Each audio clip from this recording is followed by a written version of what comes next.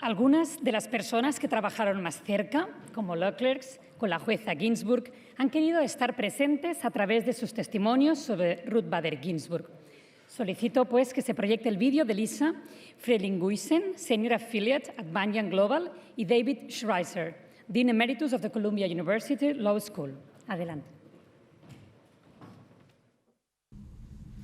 My name is Lisa Beatty Frelinghuysen, and thank you to the World Jurist Association for inviting me to honor a heroic lawyer and justice, and thank you for your tribute to Justice Ruth Bader Ginsburg. You have chosen someone who recognized early the importance of the rule of law in establishing greater gender equality in the United States. While some of her colleagues were writing provocative pieces in newspapers and magazines and speaking at protests about gender discrimination, Ruth Bader Ginsburg took a quieter path through the legal system. She brought case after case, carefully persuading the 9 male justices on the Supreme Court that gender discrimination and inequality should be addressed through the Equal Protection Clause in the United States Constitution, and that the court should closely scrutinize all gender classifications. I had the great good fortune to clerk for Justice Ginsburg in October term of 1995. That year, the Supreme Court granted cert in a case called United States versus Virginia, which presented a challenge to the male-only admissions policy at Virginia Military Institute, a state-sponsored school. The state had refused to admit women who wanted to attend the Leadership and Citizen Training Program, and instead set up a separate but substantially equal program nearby. Falling back on case law that she had helped establish, the justice wrote that the school had failed to provide an exceedingly persuasive justification and needed to open its doors to women to cure the constitutional violation. She noted that VMI's policy had continued when our understanding of we the people had expanded. She explained that women capable of all the activities required might enhance the school's capacity to serve a more perfect union. The justice and I visited VMI years later. The school had requested that she speak to the student body, and the justice wanted to see how the women cadets were faring. During the visit, the justice exhibited many of her beautiful qualities. She showed humility and kindness as she spoke respectfully to those who feared that women cadets might destroy the school. She was thoughtful about the effect of the case on the individuals and the community involved. She spent time listening to the women cadets explain what life was like in the famed barracks, their interests, their challenges. Of course, the women cadets in their tidy, fitted uniforms were thriving and confident and eager to solve the world's problems. They thanked the justice for opening the doors and that allowed them to pursue their dreams, and the justice was moved. Then we enjoyed a good laugh about the school's struggle with what to do with the women cadets' hair. Do they shave it? Do they braid it? Do they require it in a tight bun at the base of the cadets' hats? I looked over at the justice with her tight ponytail and fitted pantsuit. She could have been a cadet with her planks and push-ups, and admired her deep care for all individuals and the understanding of the dignity that comes with equal treatment and opportunity strengthened by the rule of law. She was devoted to making the Constitution's promise of equality come to life. She was a superhero for we the people, and we owe her tremendous gratitude. Honoring her is so worthwhile. She's an inspiration for women and girls across our country. She was a devoted wife and mother and grandmother and a brilliant friend. And I know that I speak for many of us when I say that I will miss her deeply. Thank you. I'm David Schizzer, Dean Emeritus of Columbia Law School. I clerked for Justice Ginsburg during the OT 1994 term, which was her second year on the court. I'm very grateful to the World Jurist Association for honoring her. She was my mentor and friend for over 25 years. I could speak for hours about the justice, but I'm going to limit my remarks to something very specific. This event would have meant a great deal to her. She really believed in the WJA's mission, which is a world ruled by law, not by force. We actually can see this in her very first published work, which I suspect you have not read. I'm talking about an editorial she wrote in 8th grade for the Highway Herald, her school newspaper at PS 238 in Brooklyn. Writing in 1946, she praised the Charter of the United Nations.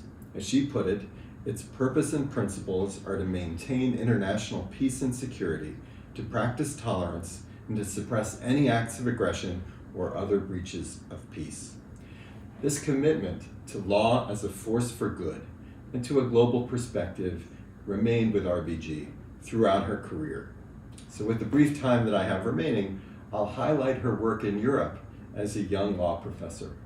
Her first academic project was to learn Swedish, to go to Sweden to study the legal system there, and to write a book on Swedish civil procedure. But in Sweden, she thought about more than just civil procedure. RBG also saw a society that was successfully integrating women into the workforce. Indeed, Sweden was well ahead of the United States at the time. As she put it, quote, "My eyes were opened in Sweden. This was 1962 and 63. Women were about a quarter of the law students there, perhaps 3% in the United States. It was already well accepted that a family should have 2 wage earners. A woman named Eva Moberg wrote a column in the Stockholm Daily paper with the headline, why should the woman have 2 jobs and the man only 1? The notion that a man should do more than take out the garbage sparked debates that were very interesting to me." So she wrote. RBG brought this idea back with her to the United States, where she enjoyed historic success as an advocate for women's rights. Almost single-handedly, she persuaded the United States Supreme Court to change the treatment of gender distinctions under the US Constitution. If RBG were here tonight, she would say that the lessons she learned from other legal systems helped her make important contributions to her own system. I do wish RBG could be with us tonight. I believe that she's with us in spirit. So I will conclude with advice that she liked to give, words that also epitomize what she herself accomplished. Fight for the things you care about, but do it in a way that will lead others to join you. Thank you.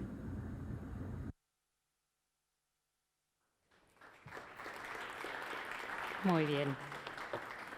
Preciosas palabras también. Now, I would like to give the floor to my friend and former president of the American Bar Association, Mrs. Hilarie Bass, to moderate the panel of some women who knew Ruth Bader Ginsburg and who represented a reference for them throughout their careers and inspired them to overcome the obstacles and challenges they have faced.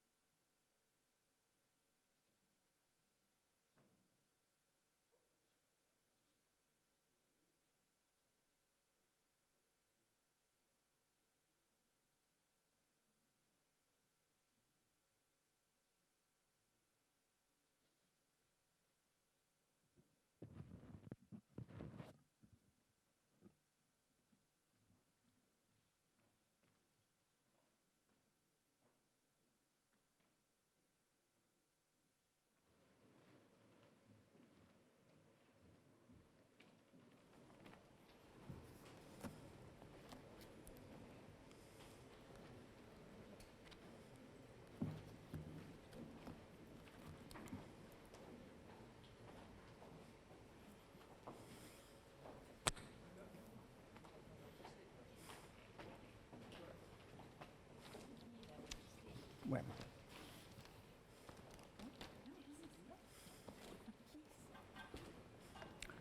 Good morning. It is my pleasure to introduce to you 5 phenomenal women from across the globe who are joining us today to talk about Justice Ruth Bader Ginsburg and her impact both on the law and the legal profession. As you have already heard from Justice Breyer and from her daughter Jane Ginsburg, the justice was respected not just as a brilliant advocate and groundbreaking jurist who changed the direction of the law in so many areas, particularly in gender equality, but she was also publicly adored and lovingly embraced as an unlikely pop icon with the nickname of the notorious RBG.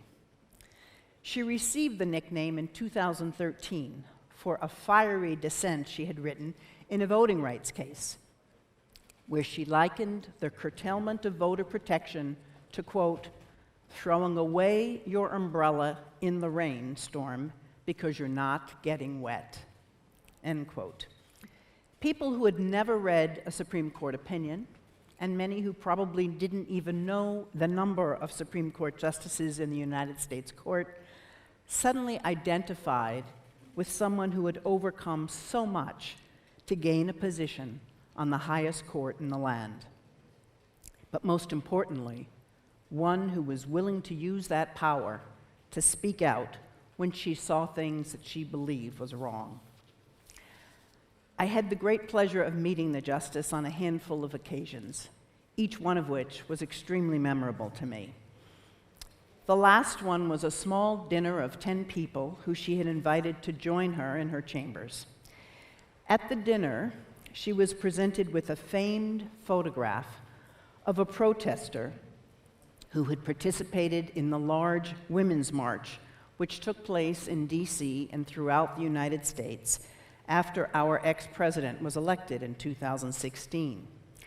The protest sign, and there were hundreds of these noticed throughout the large rally, said, "If I die, please donate my organs to Justice Ruth Bader Ginsburg." So many people hoped and prayed that she would live forever, as they knew she would be irreplaceable. Thankfully, her legacy and her impact on the rule of law will live forever. It is now my pleasure to introduce our panel. Here we are, Amanda Taylor. Amanda is a professor at Berkeley University. She served as a law clerk to the Honorable Justice Ginsburg and also co-authored with the Justice her book, Justice, Justice, Thou Shalt Pursue, a life's work fighting for a more perfect union. Christine Lagarde, President of the European Central Bank and the first woman to chair the International Monetary Fund. She began her legal career at Baker McKenzie's Chicago office and opened the European Law Center, an office of Baker and McKenzie in Brussels exclusively dedicated to the practice of European Union law. Encarnación Roca, Spanish professor of civil law, the first woman in Spain to obtain a chair in this subject. She was appointed as a judge of the Constitutional Court of Spain in 2012 and has served as its vice president since March of 2017. Eugenia Gay Rosell, currently the president in Spain of the World Jurist Association and the dean of the Barcelona Bar Association, as well as the vice president of the Consuelo General de la Abogada Español. And lastly, you've previously heard from Patricia Lee Refo, the current president of the American Bar Association and a litigation partner at the law firm of Snell and Wilner in Phoenix, Arizona. Perhaps we can start this morning with the person on the panel who knew the justice best, Professor Tyler. Please tell us about some of your experiences with the justice. Thank you, and thank you so much for having me. I'm so honored and privileged to be with all of you. I want to thank the organizers. I want to thank Jane Ginsburg. It's an honor to be here with you, Jane. And I want to say what a privilege it is to be among these distinguished panelists. I had the honor and great privilege of clerking for Justice Ginsburg in the October 1999 term. So I clerked for her for 1 year, from 1999 to 2000, and I was one of 4 law clerks who worked with her that year. It was awesome, in a word. Justice Ginsburg was one of my personal heroes before I even knew her. I had studied her work as a lawyer in the 1970s, work that I dare say would have all of us here celebrating her today, even if she had never sat on the Supreme Court or been a judge. It was that monumental and important to opening up equality in our country for both genders. How many people get to say that they got to work for their hero? It was such a great privilege. Justice Ginsburg was known, as you've heard, for her brilliance and for her work.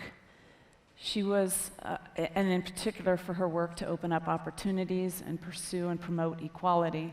But she was so much more than just that. If you got to work as her law clerk, you came to know her as a person, you came to study under her, you came to be mentored by her, and it is impossible in a matter of minutes to describe all that she taught all of us, and in particular, I can speak about my own experience, but I'll share a few things.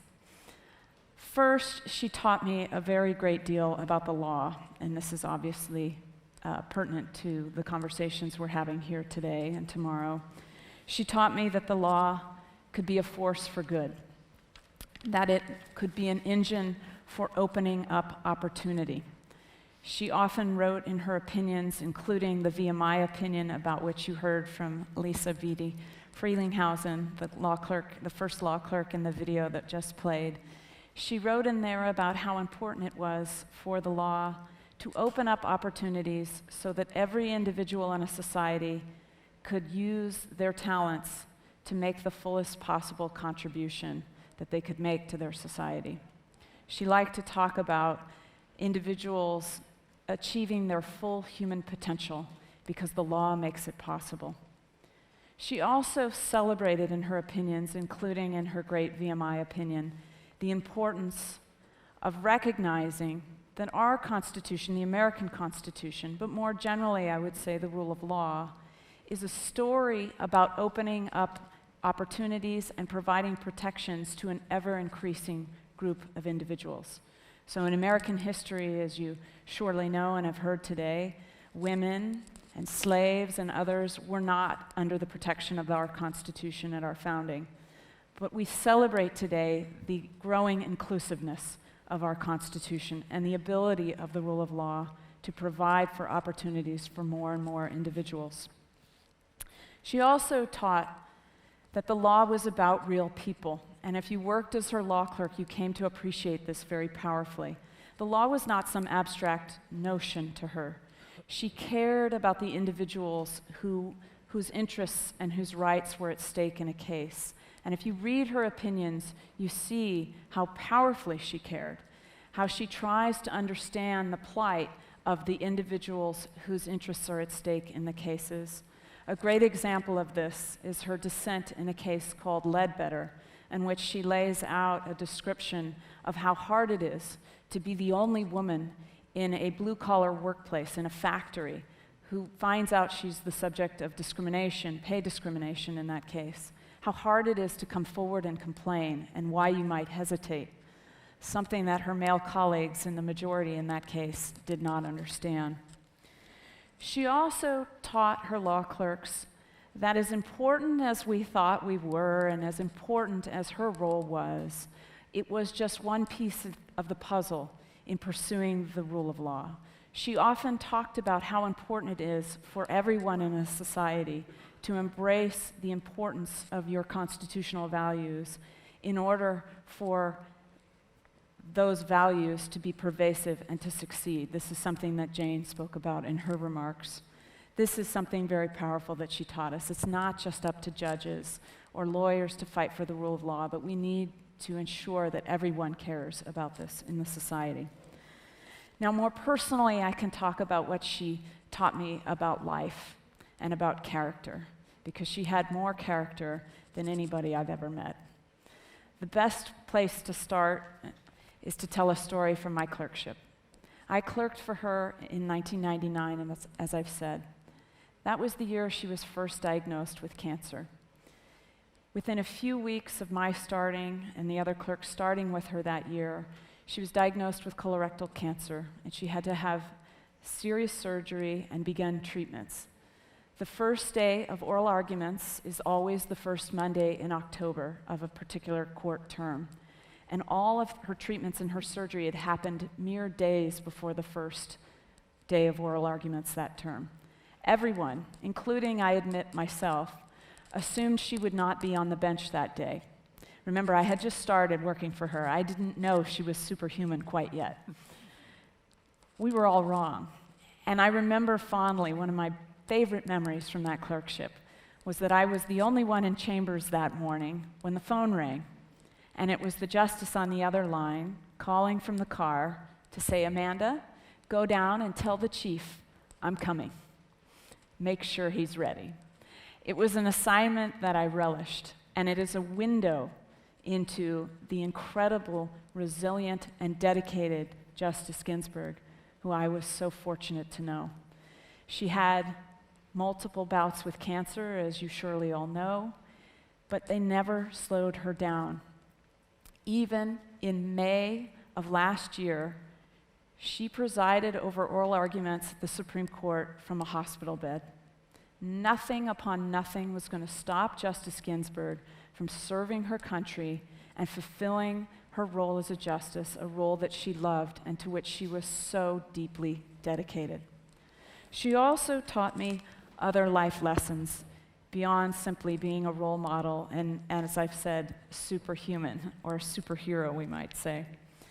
She taught me how important it is to use your talents to leave the world better than you found it, something you also heard from her other law clerks. She taught me a great deal about work ethic. Justice Ginsburg was the hardest working person I have ever met. She was incredible, and she expected a lot of her law clerks, but you rose to the occasion because she never asked more of us than she asked of herself. And what pride there was when finally, after many, many rounds of going back and forth with her on an opinion, she would write in the corner, "Just right." And that was her way of saying, "It's time, we can print this one." And then she would give you a signed copy of it afterwards, celebrating your work. She taught me how important it is to be precise and careful in choosing your words, to think very carefully about what you were communicating, to be especially clear so that even possibly a non-lawyer could understand the opinion. She taught me never to use 4 words when 3 would do, a very important lesson I still struggle with today. Just ask her when we were working on our book together. She taught me how important, and this is a really important lesson that she taught me, how important it is to be a loyal friend and to use your position to lift up the voices of others. Justice Ginsburg, time and again, would celebrate the work of other women, in particular women who came before her. And she would use her position to help her law clerks get jobs. I remember fondly her picking up the phone many times to help me in my career. And she would use her position to lift up the voices of others. If I had more time, I would tell the story of the book that she and I put together, the impetus of which was to help ensure that a book her friend had written would also get published. And we are very proud that the 2 books published alongside one another. She taught me how important it is to lift up other women in particular, and I think about those lessons every day as a professor and think about how I can pay it forward in my career. She taught me that you should stay the course. Her career did not meet successes at every turn, but because she was dedicated and because she was willing to put her nose down and do the work, she saw a lot of successes over the course of time. The VMI decision is a great example of this. She had litigated a case about gender discrimination in schooling in the 1970s, and the case had been lost. But by the time she became a Supreme Court justice, she made that right, and she wrote for the court that there no longer could be gender discrimination and unequal opportunity in educational offerings to men and women. She taught me to be kind. And this is a part of Justice Ginsburg that a lot of the public didn't know, but she was so kind. I could talk for hours about so many important gestures and letters and phone calls that she made to check in on me and my family during difficult times. The T-shirts, you heard about this from Justice Breyer, that she would send to celebrate the arrival of your children, and so many other things that she did. She wrote a letter to my grandmother once, and my grandmother had it framed and hung it on the wall of the living room in a very prized position. She made the time to take these little gestures, and they meant the world to me and so many others. She taught me you can do it. When I went back to work after having my first child, I was very nervous, and I wrote her a letter and said, I don't know how I'm going to manage it all. And she wrote back a letter that was quintessential RBG. It was one line, short and simple. Where there's a will, she wrote, there's a way. You can do it, in other words, she was saying. She taught me the importance of choosing a great life partner. I can't say enough about this, and I'm nervous to talk about this in front of their daughter, but being her law clerk and watching her marriage, her partnership with Marty, Jane's father, was such a gift.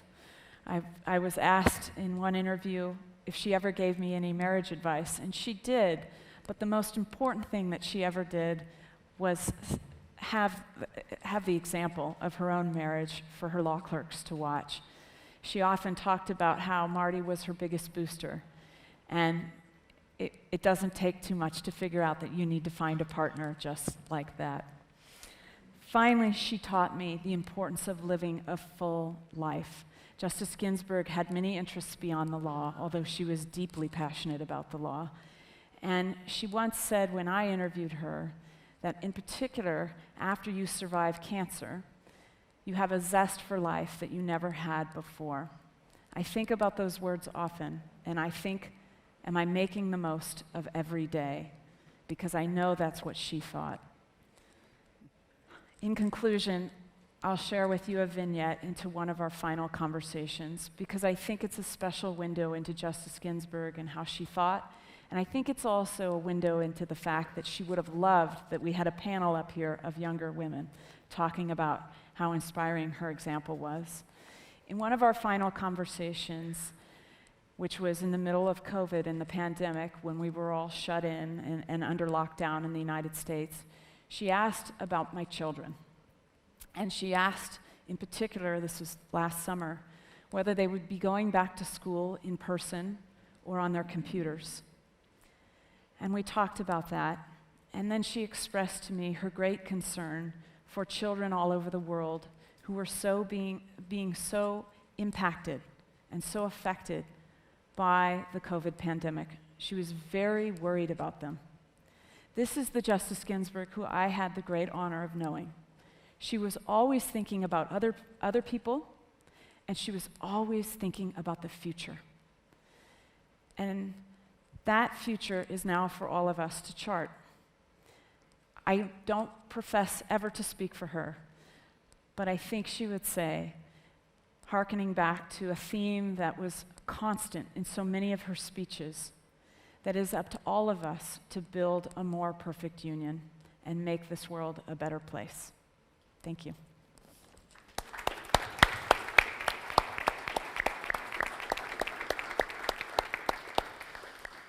Thank you, Amanda, for really helping us better understand the justice as a person and what it was like to interact with her on a daily basis.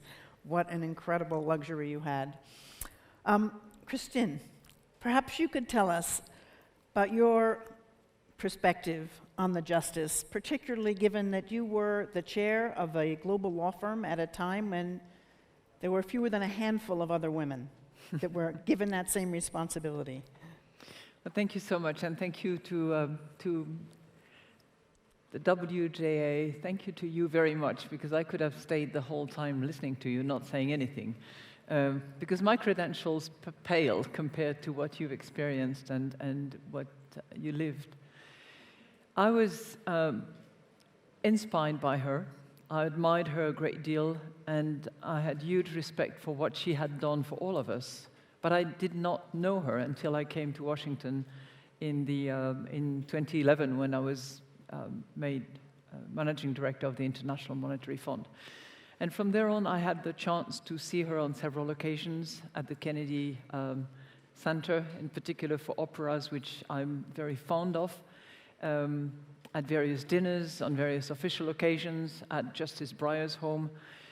And I would like to say 5 things that made a world of difference for me. I think the first thing is dare the difference. And she dared the difference in just no uncertain way. The way she took the law in her hands in order to change things. The way in which she spoke. And I was an avid listener on some obscure Washington channels which regularly broadcast the argument. You can see it, but you can listen to it. And I loved to listen to her questioning and her arguments. And so did I love Justice Breyer's, actually, in full confession. She dared the difference in the way she dressed. I remember at the Kennedy Center when she came to the opera, she was wearing the most spectacular, extraordinary, beautiful, completely unusual dresses and costumes, sometimes borrowed from other countries in terms of inspiration. And to me, it meant an awful lot. It had meant an awful lot earlier on, this daring the difference that so many young women to this day do not appreciate is actually a strength and their difference. So that's the first thing. The second thing I learned from, particularly from the case from you, Jane Ginsburg, actually mentioned, is if you have a goal, if you have a dream, if you have a purpose, then you'd better have a strategy.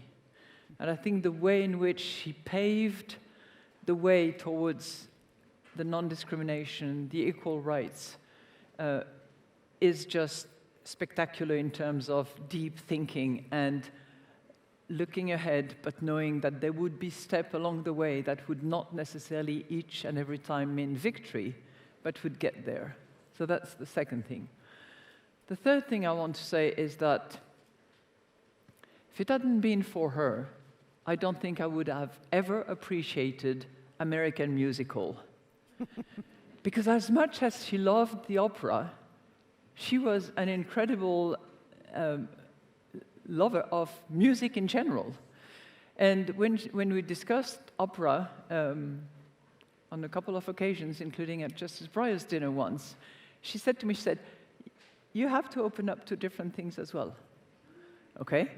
So then she invited me, because she was occasionally at the Supreme Court using the space to invite guest singers, not jurists. And I went there several times as she had invited me, and somebody like Audra MacDonald, for instance, is someone that I would have never heard of if it hadn't been for her. And the last thing that she helped me with, not knowing it because she didn't say it to me, but I heard her say it to alumni from Harvard or Columbia, I can't remember, is when she was asked about her marriage. And when she had this brilliant response, sort of looking up and saying, secret of a long marriage, it helps being a little bit deaf. And that is brilliant, and it's very helpful. Thank you so much. Oh, no, one more thing. Oh, yes. Because this is something which I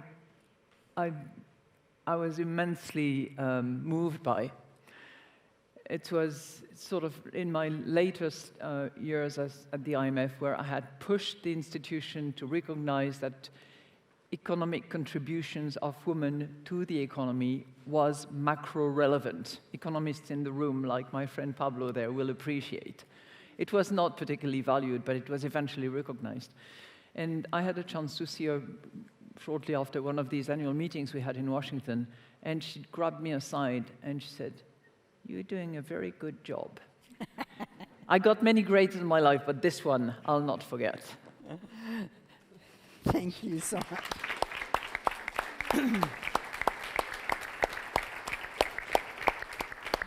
Encarnación, perhaps you could give us some international perspective on the Jurist.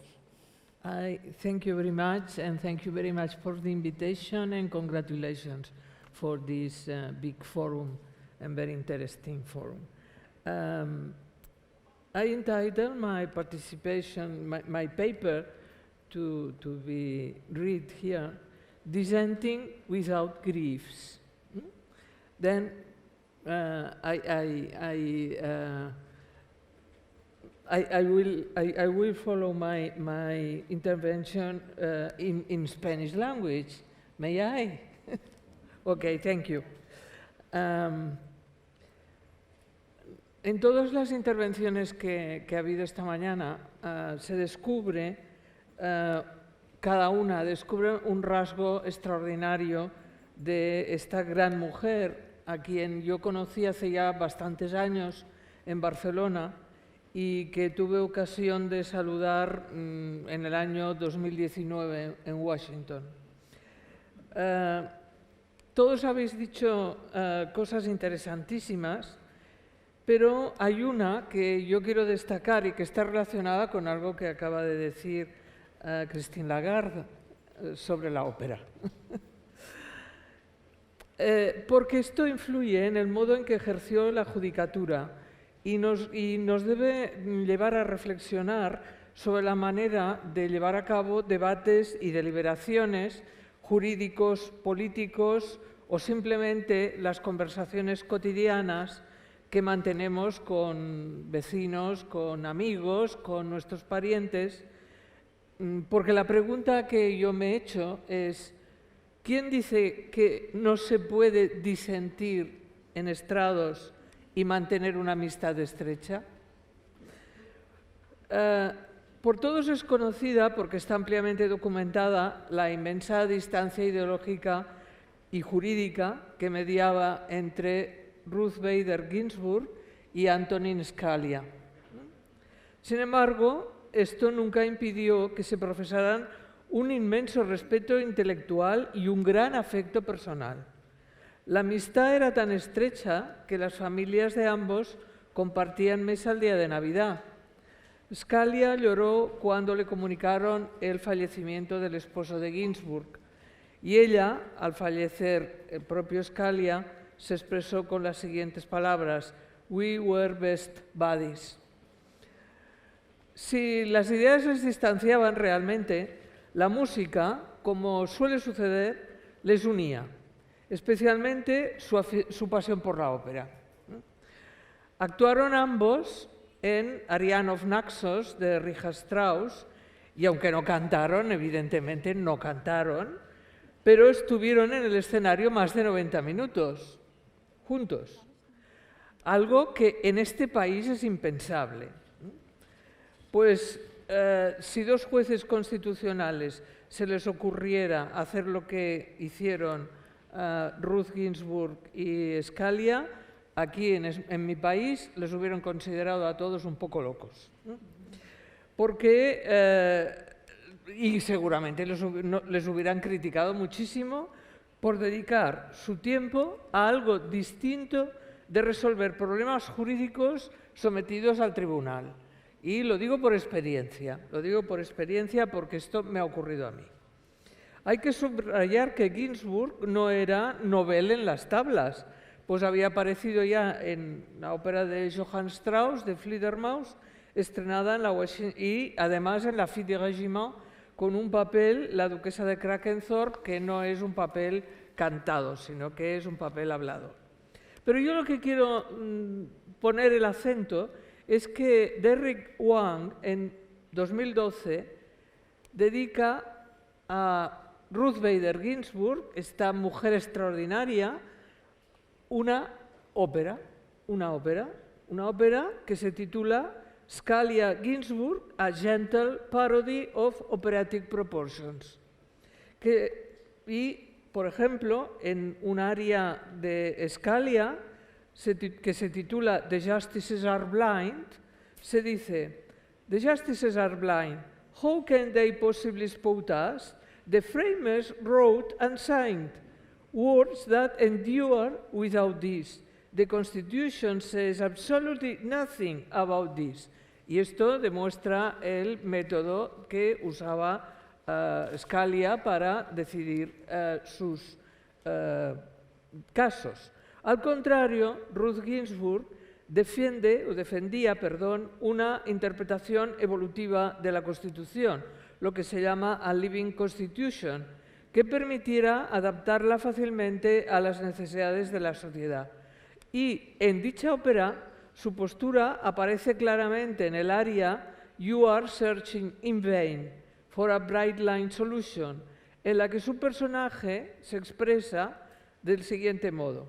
And we can't wait for slow legislation to catch up with the lives that we already lead. We have rights, and they need preservation, and we have to remember this is if intend to succeed.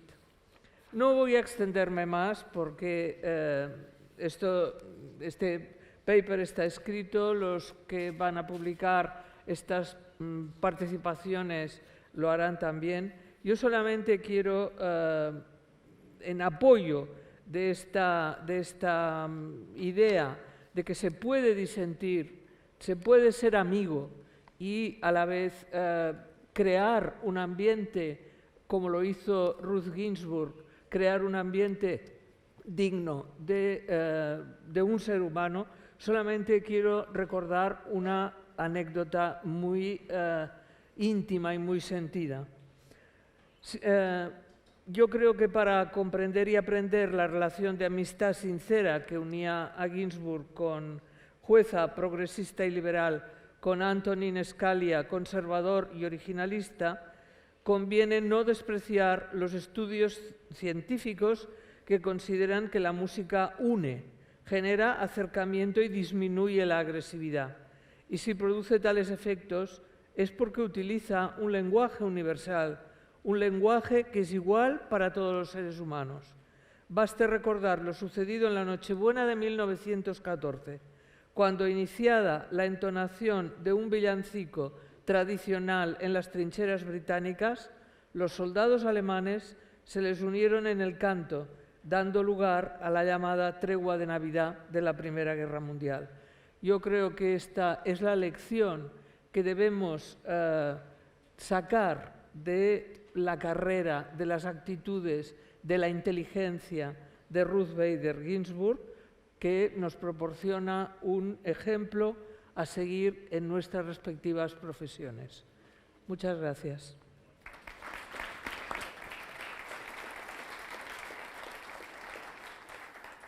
Thank you so much. Eugenia, please give us your thoughts. Thank you, Hilarie. Thank you very much.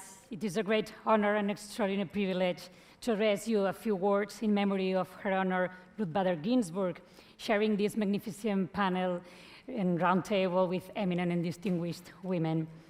We have organized this event being aware that today we reflect on the extreme legacy of Justice Ginsburg, and we honor her belief in creating a fair world.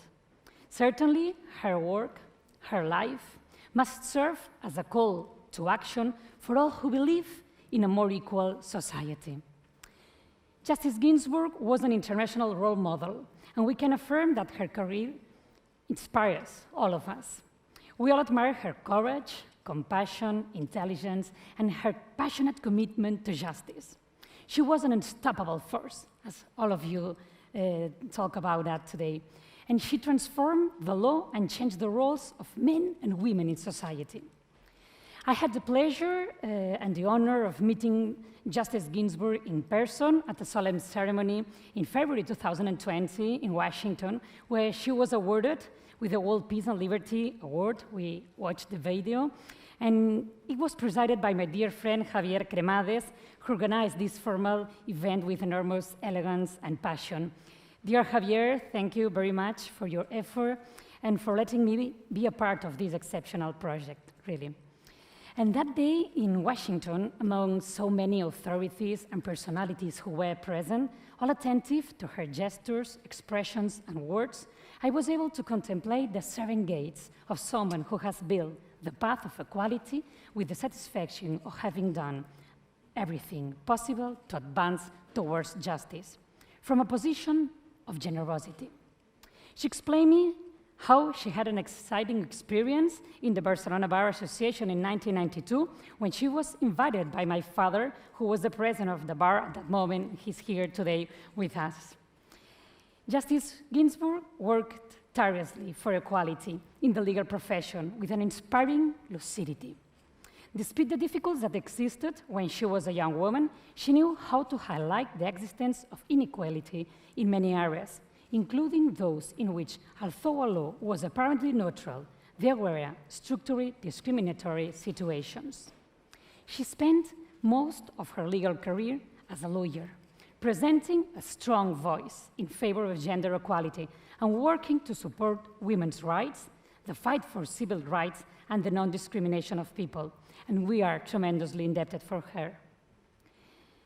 She did this from a position of audacity.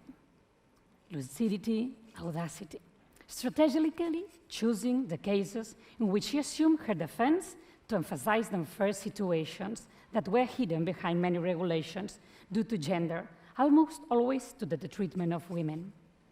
Justice Ginsburg considered that no law or policy should deny women the maximum opportunity to aspire, to achieve, to participate and contribute to the society, taking into account their individual talents and abilities.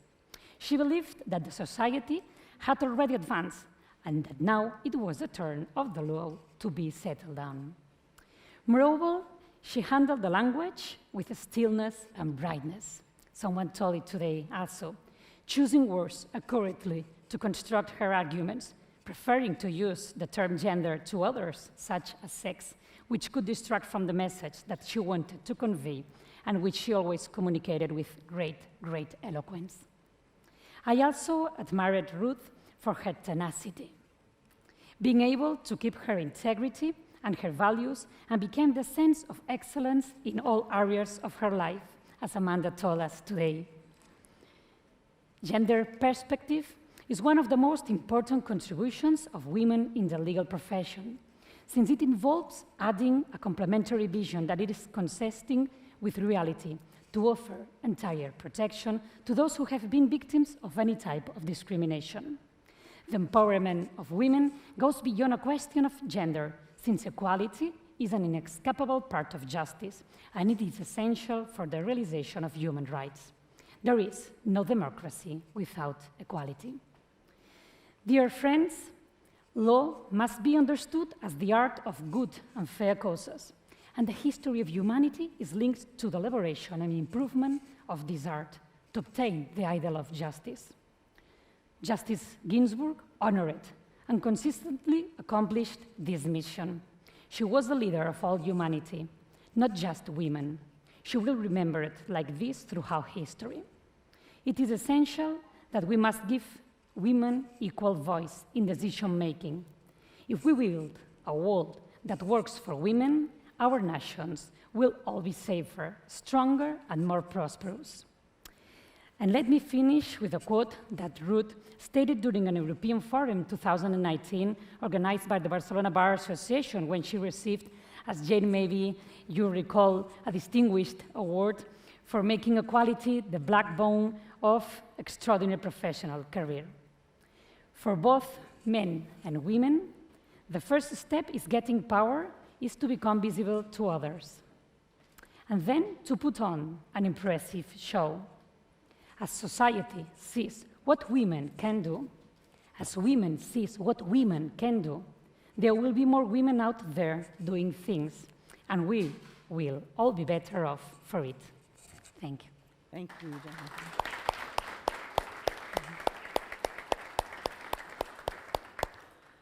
Patricia, last but not least, I know that the Justice had a very long history with the American bar. Perhaps you can give us some perspective from the association's view about the justice. I will, Hilarie, thank you. And let me first register my objection to have to be last after these four extraordinary women to share so eloquently their thoughts about Justice Ginsburg. I want to start in a slightly different place, and then I'll get to the American Bar Association. I want to talk about the very direct impact that this extraordinary woman had on the lives of American women lawyers. You see, when I went to my first day of law school, there had never been a woman on the United States Supreme Court. There had never been a woman president of the American Bar Association, ever. I remember where I was when Sandra Day O'Connor was nominated to be the first woman on our United States Supreme Court, and I remember where I was when Ruth Bader Ginsburg was nominated to be the second. And of course, as has been said, the thing that is so extraordinary about Justice Ginsburg is that she would be famous and remembered and books written about her for her work as a lawyer. And there would be books written about her, and history would remember her for her time as a judge. That is to say, she had these two remarkable sets of times in her life in which she literally changed both our country and the lives of women, and I dare say, the lives of women around the world. I, too, had the privilege to be with the Justice on a handful of occasions, and it was always mindful of the work that she had done and the extraordinary legacy that she left behind. And several of those occasions were events of the American Bar Association, because she was impossibly generous with her time to the American Bar Association for any number of reasons, including the fact that she deeply believed in the importance, I think, of the organized bar, that lawyers standing together and speaking as one is much louder than any one lawyer can ever be. And so she involved herself in the work of the American Bar Association really throughout her career. And we were and are deeply grateful for those opportunities and gifts that she gave us of her time and her energy, whether it was working in our rule of law initiatives, whether it was her involvement in sitting on the board of our American Bar Association Journal. I mean, the list is long of what she did for the American Bar Association. But I continue to want to say that for women lawyers in America, it is a very direct connection to Justice Ginsburg. We understand in a very real way how she changed what is possible for us as women and what is possible for us as lawyers.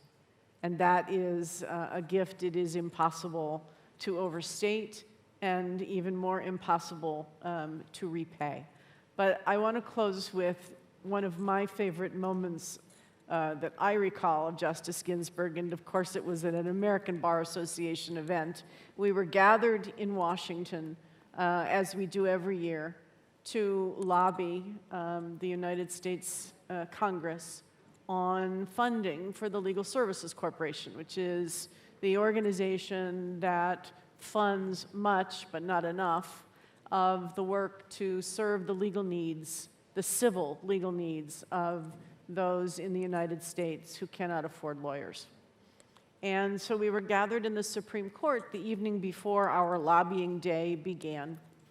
And Justice Ginsburg was our hostess at the court and was welcoming everyone. And there were a number of people there, maybe twice as many as this, and it's a very loud place because of all the marble.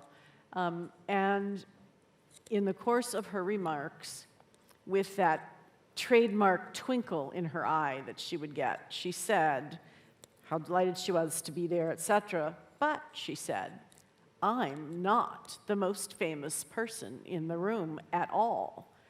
And she swiveled her head, and everyone else swiveled their heads to see who on earth could possibly be more important or famous than Justice Ginsburg. And standing in the crowd was the American football coach of the University of Michigan, Jim Harbaugh, whom she immediately recognized and pointed out to. And that has always epitomized to me who she was and how she viewed herself. So I conclude with that lovely ABA memory. Thank you, Trish.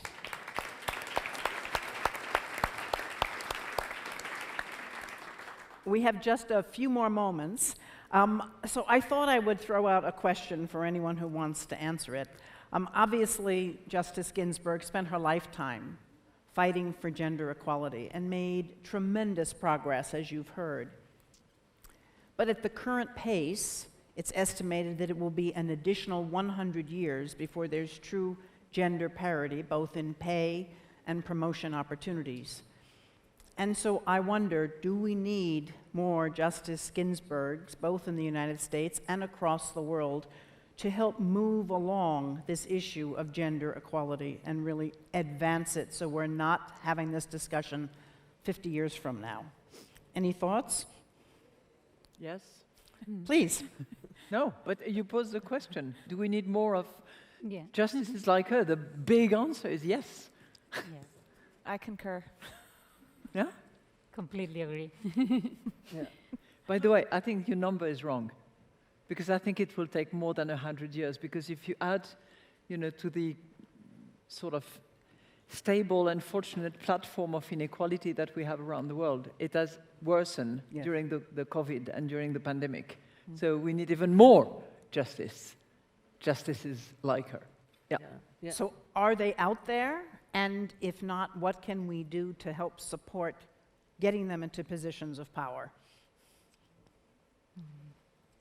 Well, they are out there. I mean, you and I spoke yesterday, recalling an opportunity that we had to listen to Christine speak some while back at a time when you were serving as the first woman managing partner of a major law firm. That was a huge moment in my life, to be in the room and listen to you. So we have other change agents in our midst. And the important thing, I believe, is for the women here who have seen so much positive change to take the energy from that positive change and turn it forward, because there is a great deal more work to do. We can be and must be inspired by those like Justice Ginsburg and like Christine Yu, to be the people who will then take the fight forward, and younger women behind us and our male allies at our side. Yep. Yeah, if I could just add two thoughts. Your final thought was one thing that I was going to say, is it can't just be on women. It won't happen if the effort for equality is just advanced by women. We need our allies. And another thing that I think is really important, and this is something that Justice Ginsburg often spoke about and Jane made reference to in her comments, is how important it is that women are being supported not just in the workplace, but at home. And the pandemic really shined a light on how far we still have yet to go. And this is a conversation that precedes my birth. Like, goes back very far, and we still have so much progress to make, to have full equal partnership at home in terms of equal responsibilities, to have societies that support working parents across the board with better infrastructure for childcare and education. Without that, I don't think we'll ever see the progress that we all aspire to. So you hear that? All the male models in the room. This will only happen with your help, because study after study reflects that the more men take on responsibilities of family and other domestic responsibilities, the more that gives the women in the household the opportunity to achieve their goals. And so unless you're part of that partnership, it will not happen. So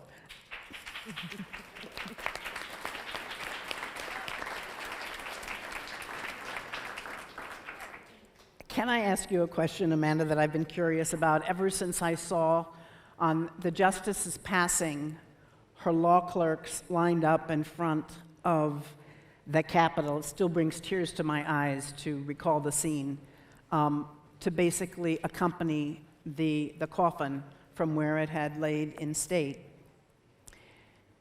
You all had such unique experience clerking for the justice, and I wondered whether or not you remain in touch with one another, whether you continue to share stories and experiences about the unique opportunities you had to work for the justice.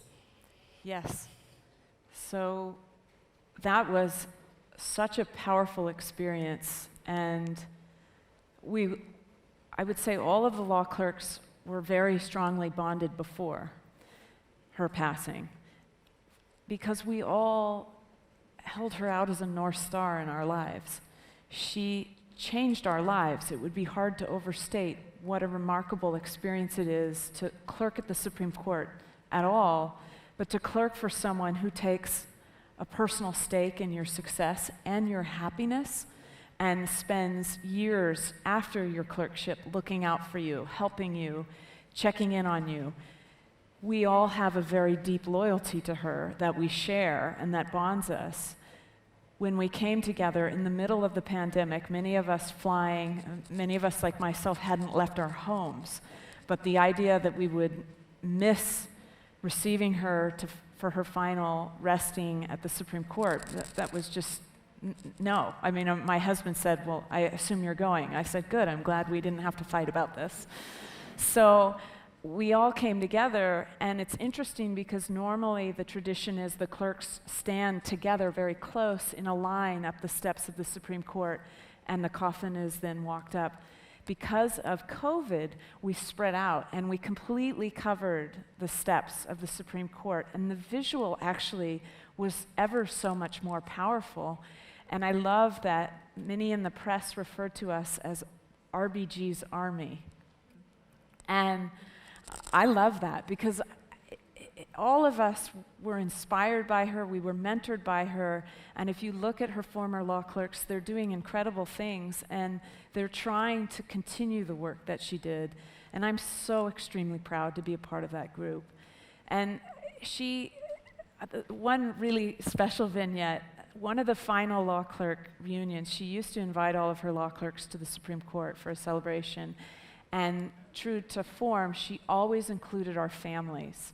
And not all the justices do this. This is something that is not necessarily unique to her. Others do, but not all of them do. But it is a window into how she thought about things. For her, she always said her family was first. That was the most important thing in her life. And that taught us all a valuable lesson. That's certainly how I think about my own life. But she also acted on that. So she would invite us with our families. She would always see our children. She remembered their names. She checked in on them. And so there was this broader relationship. And I remember she made mugs for that last clerk reunion. And they had the notorious RBG image on them. And they said, Team RBG. And I really like that because she made us feel like we were not a true family like her family, her children, and her husband, but a clerk family. And she brought us all together in that respect. And again, we all shared this very powerful loyalty and love for her. I mean, we all loved her so much. And so we're very much connected through her, and we're very much still in contact. And I will say I've done a fair amount of speaking about the justice since her passing. One of my very favorite things to do is to be on a panel with other law clerks, because when we get together and we speak about her, we all get very emotional, but it's really a wonderful thing to find that your feelings and your loyalty and your love for her is so powerfully shared by so many others, because all the amazing things she did for me, she did for all the others as well. And that's really a remarkable thing. Well, that's a wonderful way to end our panel, and for you to understand that our love for the justice is obviously very different, but it is shared universally across the world. So thank you for sharing your personal information about the justice. And please join me in thanking these incredible panelists for doing such an incredible job this morning.